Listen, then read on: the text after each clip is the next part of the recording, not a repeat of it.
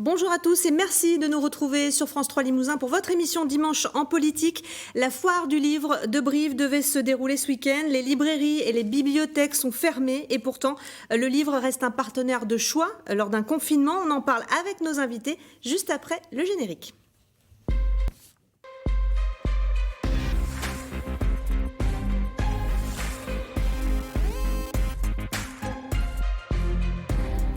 C'est un rendez-vous que France 3 Limousin honore chaque année sans faute. Un rendez-vous qui me tient et qui nous tient à cœur, celui de la foire du livre de Brive. Elle aurait dû se tenir ce week-end et puis est arrivée cette pandémie. Pas de foire, pas d'émission spéciale, mais un besoin de lire, de comprendre, de s'évader qui ne s'est pas démenti durant le premier confinement. Alors nous avons décidé de parler de littérature ce matin avec une émission intitulée « Le livre au temps du confinement ». Comment les auteurs, les éditeurs, les libraires du Limousin et d'ailleurs vivent-ils ce deuxième confinement en l'espace de quelques mois ?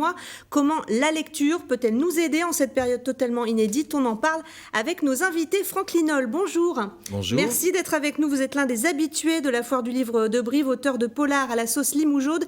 Votre dernier roman, La route des mortes, coécrit avec Joël Nivard, est paru en début d'année aux éditions Le Geste Noir. Véronique Tabuy, bonjour. Bonjour. Vous êtes directrice des éditions Lucien Souni en Haute-Vienne. Vous nous direz comment vous vous organisez pour la sortie de vos livres. Depuis le printemps dernier, vous en avez apporté quelques-uns avec vous. Claire Hédin-Vigneault, bonjour. Bonjour. Vous êtes libraire jeunesse à Limoges, membre du réseau des librairies sorcières. Vous venez de fermer vos portes pour la seconde fois cette année. Vous nous direz ce que vous avez mis en place pour continuer à exister. En direct de la locale de Brive, nous retrouvons François David, bonjour.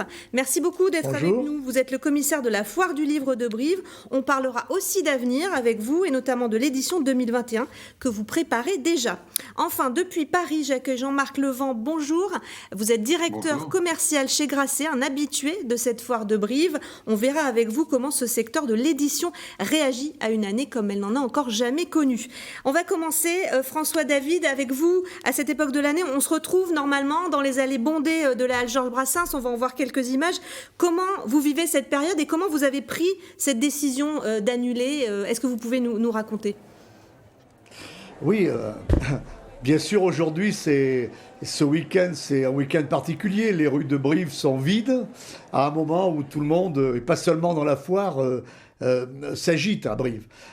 Cette foire, nous avons tenté de la maintenir le plus longtemps possible. Il nous avait semblé que c'était un devoir pour nous de tout faire pour qu'elle ait lieu précisément par solidarité avec la chaîne du livre.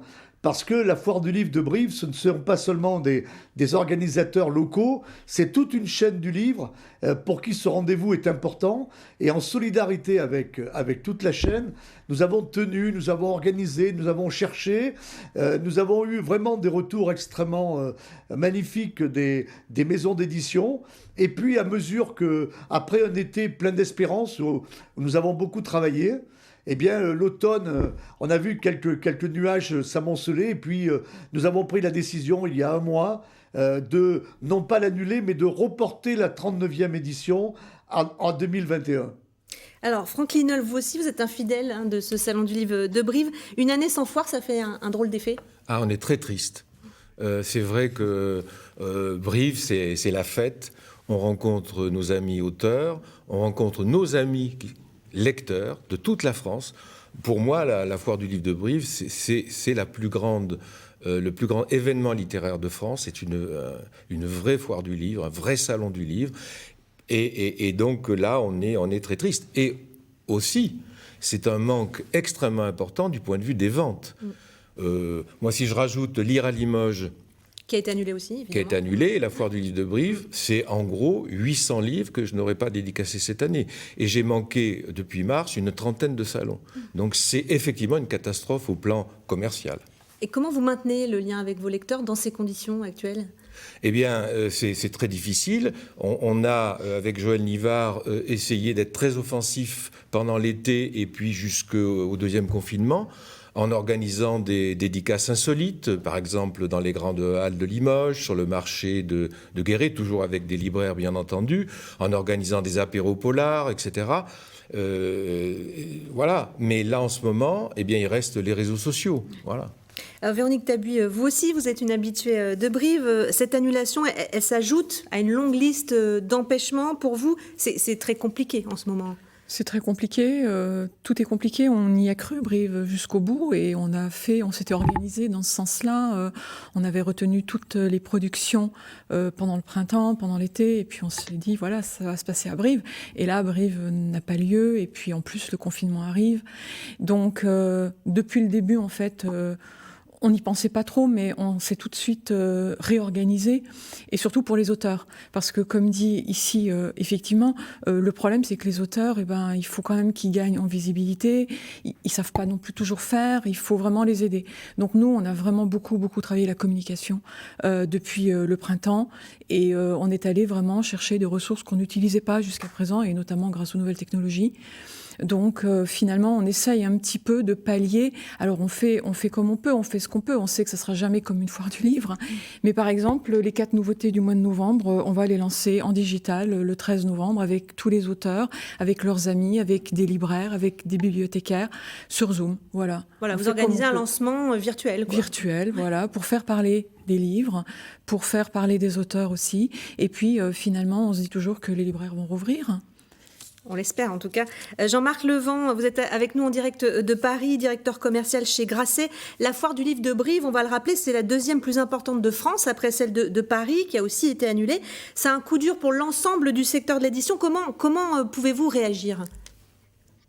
Écoutez, comment on réagit? Nous, ce sera évidemment d'essayer d'être le plus présent possible aux côtés de ceux qui nous ont accompagnés depuis plus de 40 ans. François David le rappelait.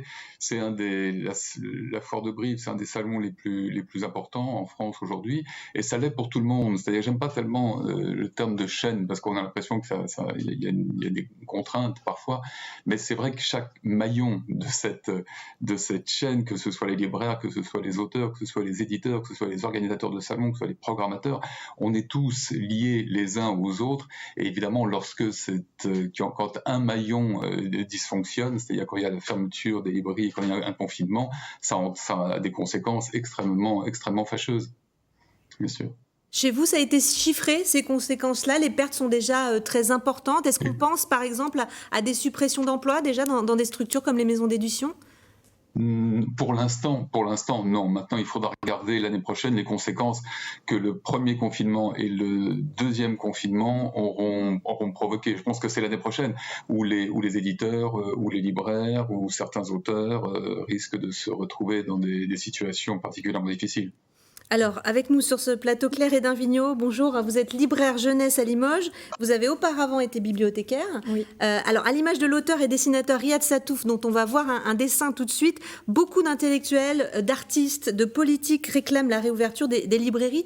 Ça vous touche, évidemment, cette campagne? Énormément, c'est tout le mouvement, Monsieur de Grasset qui en parlait, tous les maillons de la chaîne du livre se mobilisent pour ça, et nos clients également. On reçoit des marques de soutien au quotidien.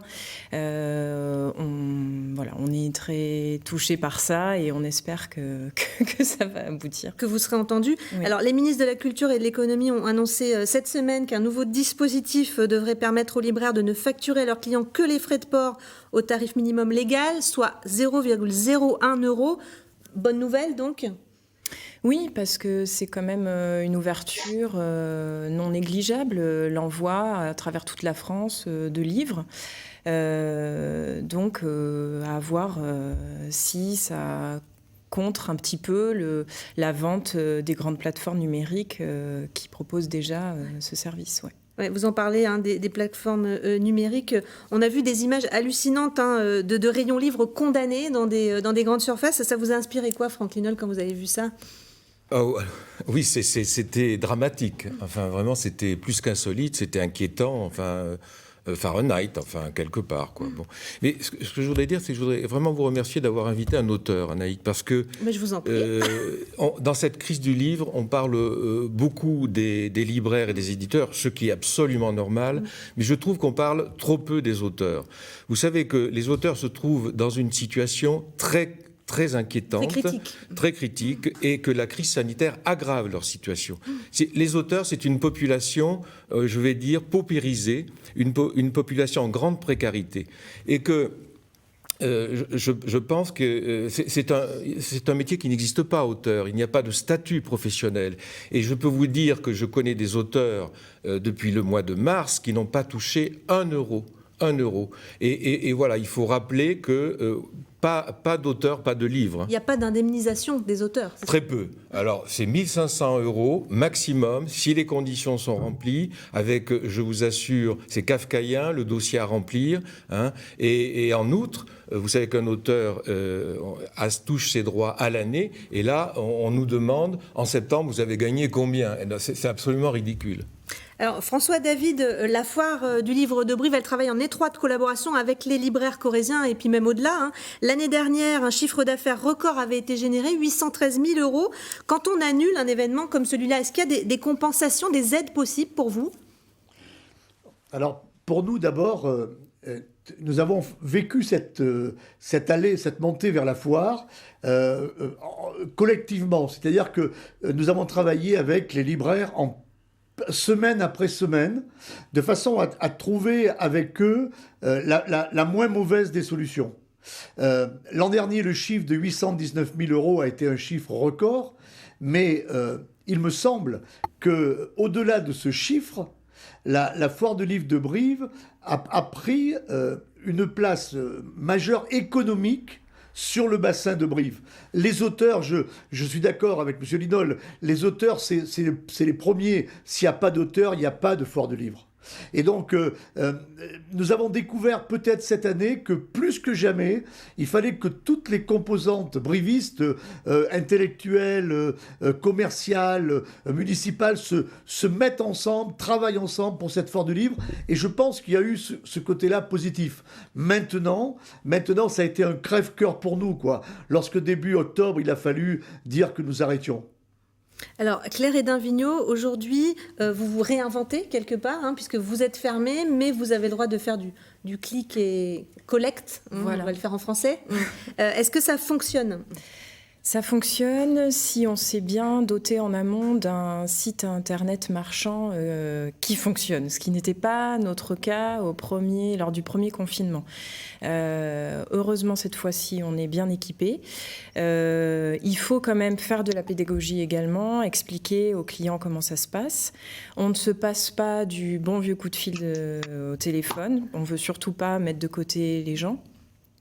Et donc il y a ce clic et retrait en magasin. Et nous, on a essayé, en tant que libraire jeunesse spécialisé, de proposer un service d'appel en visio via des applications assez répandues telles que Skype et FaceTime. Et parce que le livre jeunesse en particulier, c'est un objet multiforme. C'est un pop-up même parfois, donc il faut le voir. Des pop-up, à défaut de pouvoir le toucher, de pouvoir le sentir.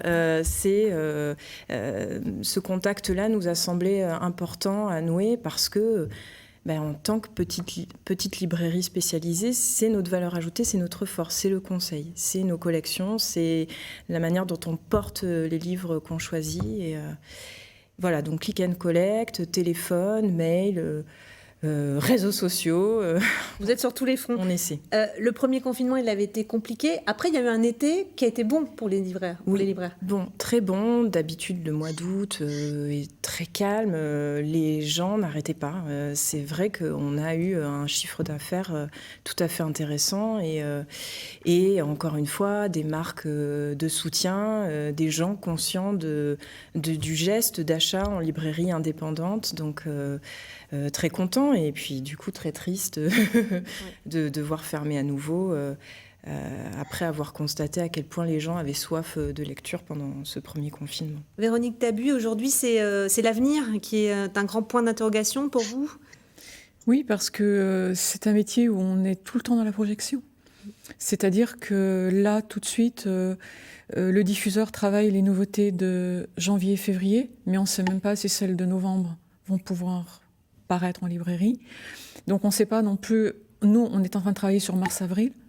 Donc en fait là, tout de suite, on ne sait plus. Donc je pense qu'il faut arrêter de se poser de questions, il faut le faire faut avancer, parce qu'en fait, c'est ça qui nous nourrit. C'est travailler les textes, rencontrer les auteurs, rencontrer des lecteurs, faire vraiment des rencontres multimédia.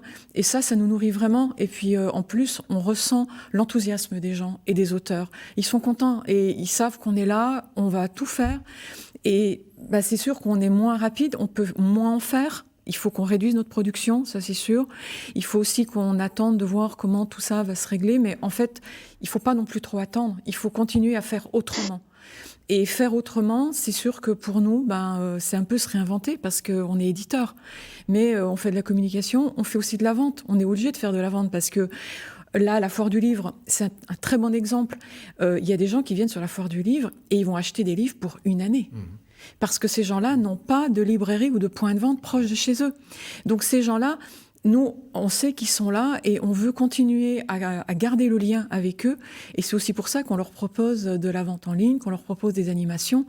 Et après aussi, avec les libraires, on a vraiment envie de créer des choses, des conférences en ligne, parce que de toute manière, même l'année prochaine, d'ores et déjà, on nous dit vous savez, ça ne sera pas comme avant. Ça ne sert à rien d'attendre davantage, il faut déjà réfléchir et faire autre chose. Jean-Marc Levent, je me tourne vers vous. En mai dernier, il y a eu une tribune dans Le Monde signée par un certain nombre d'éditeurs et de libraires disant que l'économie du livre était écrasée par la nouveauté et sa péremption, trop de livres imprimés en trop grand nombre. Est-ce qu'il faudrait aussi une remise à plat? Est-ce que c'est l'occasion d'une remise à plat, cette crise? Écoutez, c'est un vaste sujet qui persiste depuis plusieurs années. On parle beaucoup de surproduction, mais vous savez, c'est un sujet complexe. C'est un sujet complexe pourquoi? Parce que pour limiter la surproduction, il faudrait que tous les éditeurs de France se mettent autour d'une table et disent écoutez, l'année prochaine, chacun décide de publier 10 à 15% de moins. C'est évidemment quelque chose irréalisable dans les faits. D'autre part, la surproduction, sans doute, on peut peut-être considérer qu'il y a beaucoup de titres et sans doute peut-être un peu trop de titres parfois.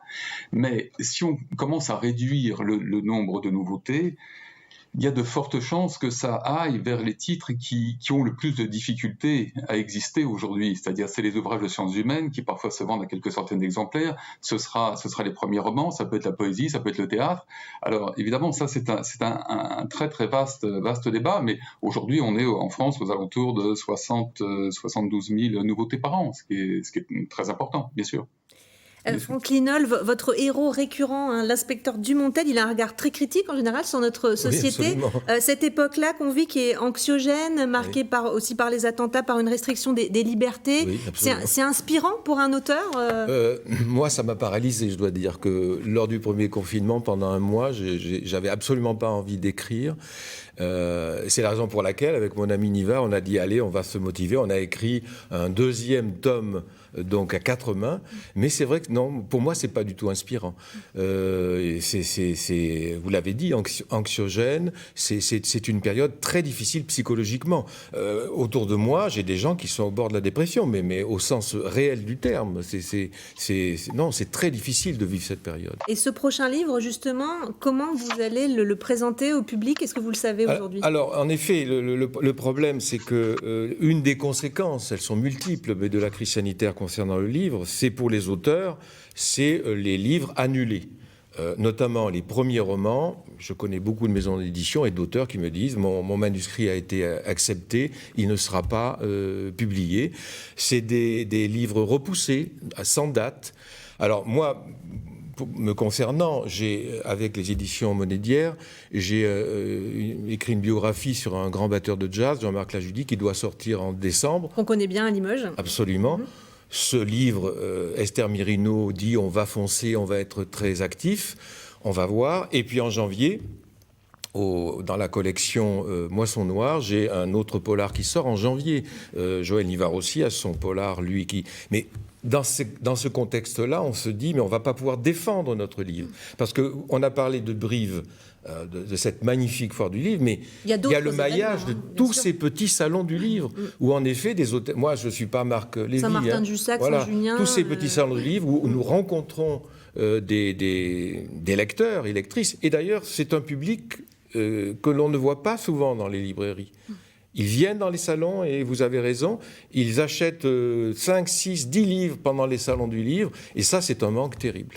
Claire Hédin-Vignon, on parlait de quête de sens, on a besoin de comprendre aujourd'hui, les enfants notamment, hein, qui sont vos clients aussi avec leurs parents, ils ont besoin de ce lien-là. Et oui, c'est de l'oxygène, hein. Le livre, c'est un moyen d'évasion. Enfin voilà, je sors des grands mots, mais ça reste ça. On n'est pas que des êtres de chair, et les enfants, ils ont souffert pendant ce premier confinement, donc ils absorbent plein de choses, ils sont pleins de doutes, de questions. Et ben, la lecture, nous en tant que libraires, on essaie de répondre au plus près de leurs attentes et voilà, on fait notre travail, et ce lien-là, c'est sûr qu'il est très, très entravé par ce qui se passe. C'est un travail de référence aussi, hein. Vous appartenez au réseau des librairies sorcières. Oui. Ça va au-delà de votre boutique, hein. Ça va vous conseiller des enseignants, des bibliothèques. Tout à fait, tous les professionnels de l'éducation, de la culture aussi, on travaille main dans la main. Il y a cette chaîne qui existe. Donc tout ce conseil-là, tous ces rapports qu'on a et qui sont infiniment riches, ils sont mis à mal, oui.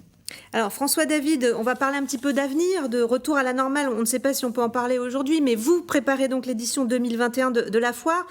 Comment ça va se passer? Qu'est-ce que vous avez prévu? Donnez-nous envie.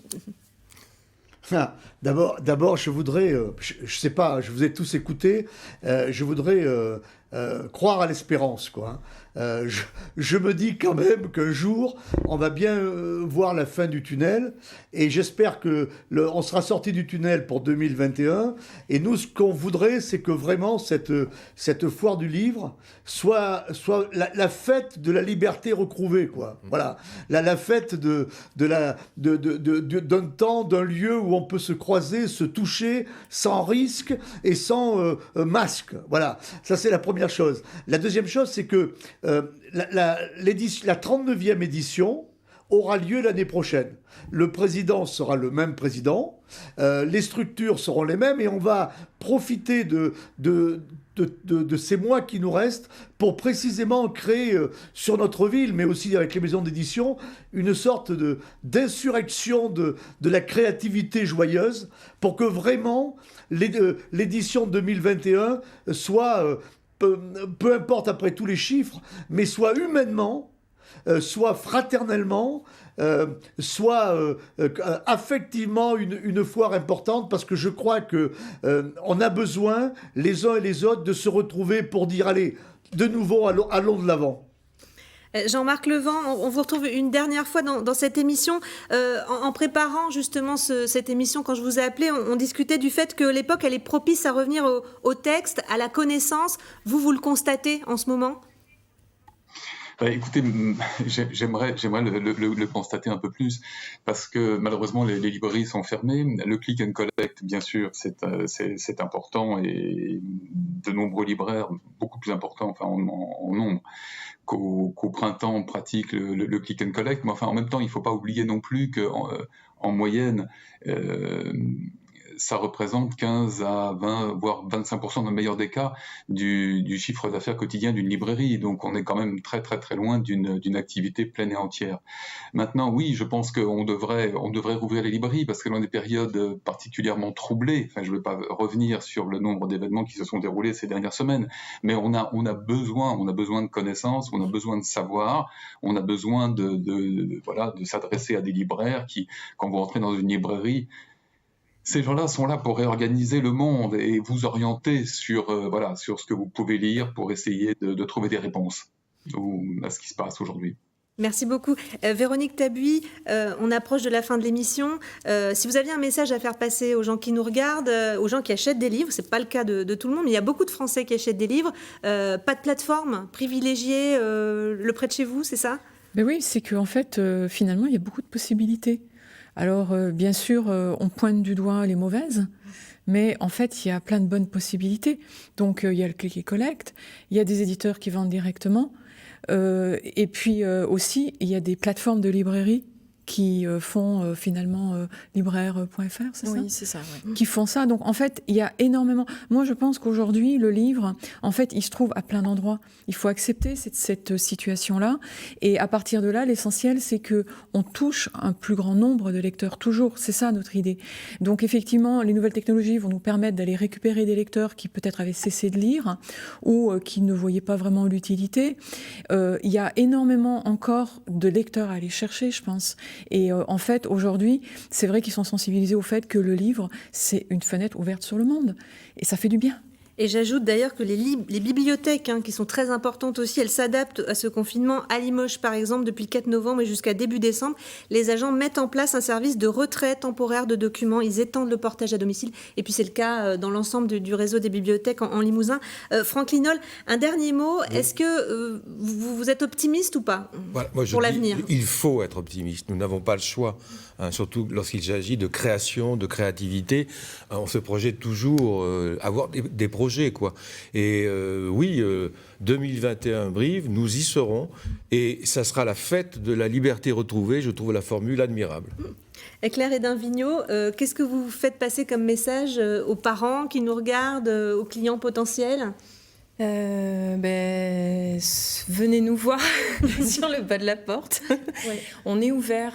Je parle aussi au nom de tous les petits commerces de Limoges qui ont très peur de mourir au printemps.